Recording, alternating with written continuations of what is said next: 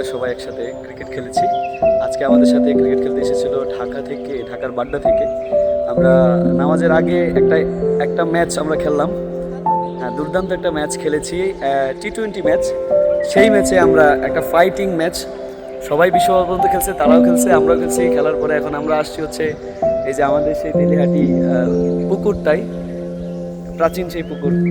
এই পুকুরে নিয়ে ছোটবেলায় অনেক কি বলে, হ্যাঁ, অনেক কাল্পনিক কথা থাকতো যে এই পুকুর থেকে নাকি ওই যে কি উঠে, ড্যাগ উঠে, আর কি উঠে পুকুরে নাকি আছে, কি আছে, আজর আছে, শয়তান আছে, এই আছে, এগুলো বলতো আর কি ছোটবেলায় আমাদের, যাতে পুকুরে না আর কি নামি না ডুবাই। আর এখানে হচ্ছে জাম গাছ, এই জাম গাছের অনেক স্মৃতি আমাদের সাথে জড়িয়ে আছে।